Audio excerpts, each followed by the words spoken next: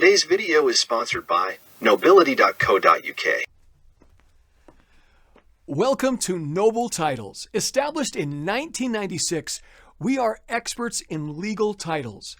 Most people don't realize that you can buy legal titles from the UK and other European countries.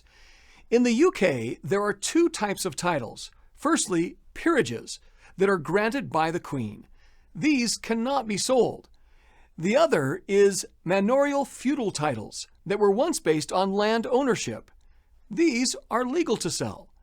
We only sell such legal titles that conform with the UK law. All our titles are insured for £250,000, equal to $300,000 per title. This guarantees we only sell genuine, inheritable real titles. Companies selling titles without insurance are 99% fake titles. For titles available for sale, click the links here on the left. We look forward to assisting you in acquiring a proper legal title for you and your family to enjoy. You only buy a title once, so buy insured titles from an established company with decades of experience. Noble Titles. Thank you for visiting.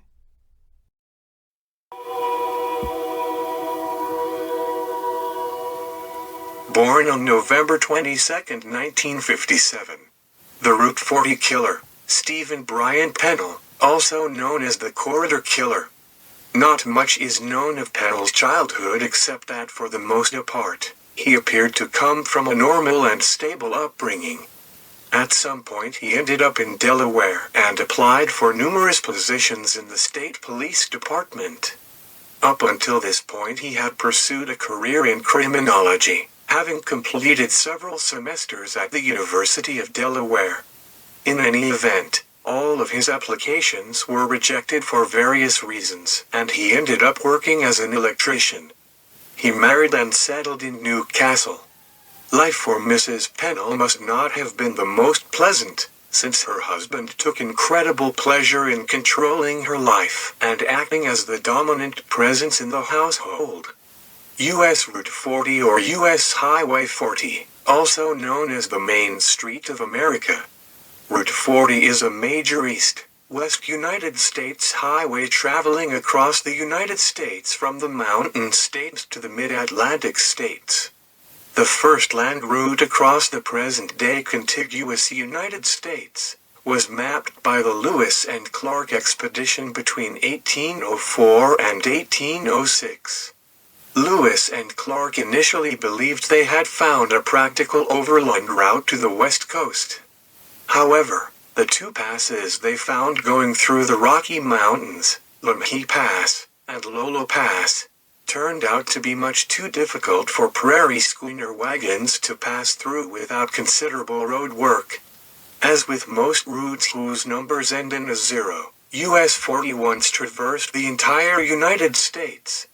It is one of the first U.S. highways created in 1926, and its original termini were in San Francisco, California, and Atlantic City, New Jersey. U.S. Route 40 currently ends at a junction with I-280 in Silver Summit, Utah, just outside Salt Lake City. West of this point US 40 was functionally replaced with I-280. And as these segments of I-280 were constructed, the western portion of US 40 was truncated several times. Route 40 was Stephen Brian Pennell, favorite route for killing innocent women. Stephen Brian Pennell was also Delaware's only known serial killer in modern history. Stephen Brian Pennell, also known as the Corridor Killer, was a monster. Plain and simple. His crimes shocked the little state of Delaware, not because it was the first and only case of serial murder in the state's history, but more so due to the twisted savagery of the crimes he committed. During his crime spree he killed several women. His first victim was 23-year-old Shirley Anna Ellis, a nurse. The violent murder of Shirley Ellis on November 29, 1987. Marked the beginning of this strange and terrible tale of Stephen Brian Pennell's reign as the state of Delaware's first convicted serial killer. 3 more bodies followed the first victim, and all had been brutally bitten and sadistically tortured. The body of a fifth woman has never been found. On November 29, 1987, Shirley Ellis left Wilmington Hospital around 6 p.m., where she was assisting an AIDS patient, catching a lift on her way home on Route 40. Shirley Ellis was killed on her way. Her body was later found by the roadside by two boys.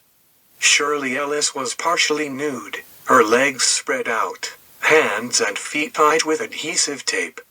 There were no signs of sexual assault, but she had been seriously abused, with her killer tying a string around her neck and hitting her head with a hammer before she died. 31-year-old Catherine A. DeMoro was the second victim. On June 28, 1988, about 7 months after the first murder, around 11:30 p.m., Catherine A. DeMoro was seen walking down Route 40. At 6:25 a.m., construction workers found her naked body at a construction site. No signs of sexual assault were found. Like Ellis, she was killed by hammer blows and strangulation, but unlike the first murder, DeMoro's body was covered in blue fibers.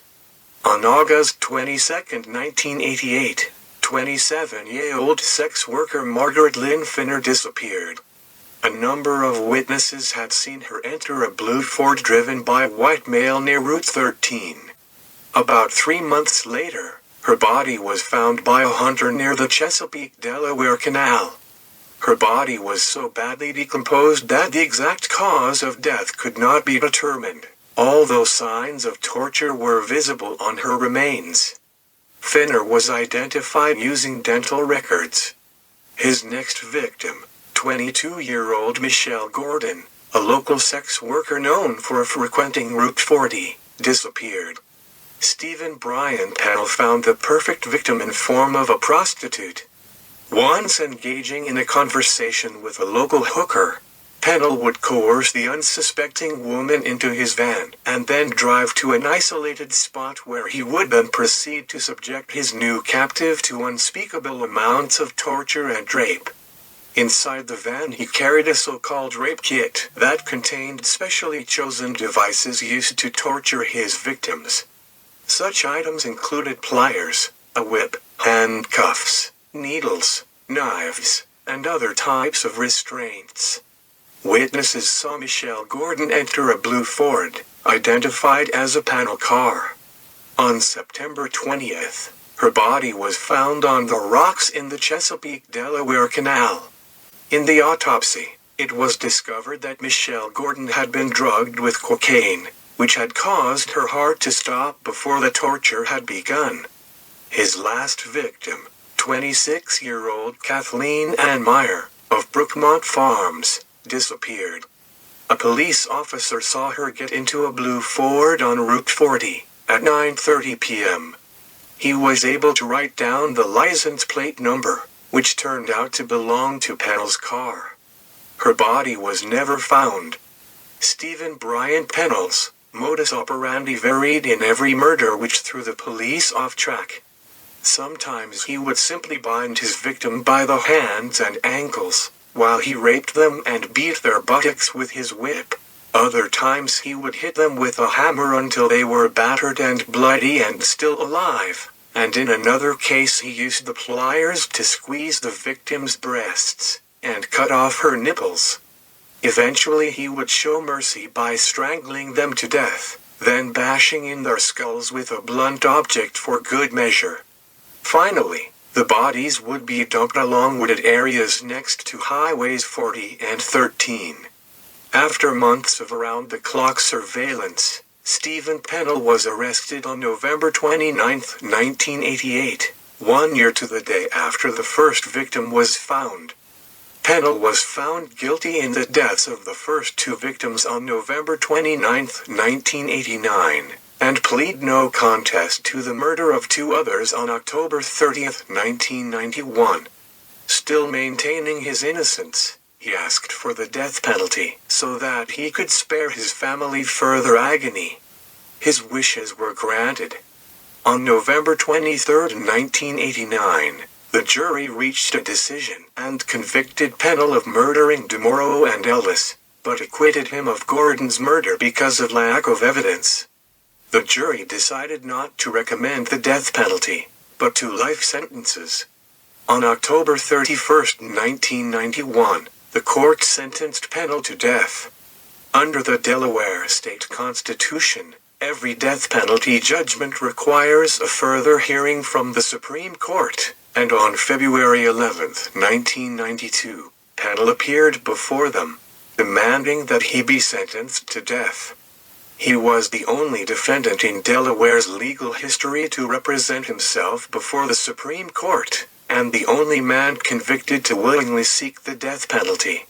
On March 14, 1992, at 9:49 a.m., Pennell was executed by lethal injection, becoming the first person executed in Delaware in 46 years, and the 165th person to be executed in the United States since the death penalty was reinstated in 1976. His last meal consisted of crab cakes, steaks, corn on the cob, French fries, bread and butter and a cola. Delaware conducted an execution for the first time in almost half a century, putting to death a man who had tortured and killed at least 4 women. The execution, performed by injection, was carried out inside a trailer on the grounds of the Delaware Correctional Center near this town 15 miles north of Dover. The condemned prisoner was Stephen Brian Pennell, 34 years old. There had been no executions in Delaware since 1946, but the state had rarely had a prisoner like Mr. Pennell. Although he maintained innocence to the end, he fought his wife's efforts to appeal his sentence, saying he wanted to die because his continued imprisonment was causing his family anguish. Mr. Pennell's wife, Kathy, made desperate efforts to obtain a stay, arguing that her husband's outlook proved that he was mentally incompetent. But the state and federal courts turned her down. At 9 o'clock on the day of his execution, the United States Supreme Court issued the final rejection of her petition. Minutes later, inside the prison trailer, which was divided into a glass-enclosed death chamber and an adjoining room for witnesses, Mr. Pennell was strapped down on a vinyl-covered gurney. Asked by the acting warden, Robert Snyder, whether he had any last words, he briefly opened his eyes and shook his head. Technicians then began injecting him with lethal drugs. After a few moments, Mr. Snyder closed the curtain to the death chamber and, over an intercom, announced that Mr. Pennell was dead. He reopened the curtain, and a Roman Catholic priest standing next to the body was administering last rites. Thank you for watching Death Row.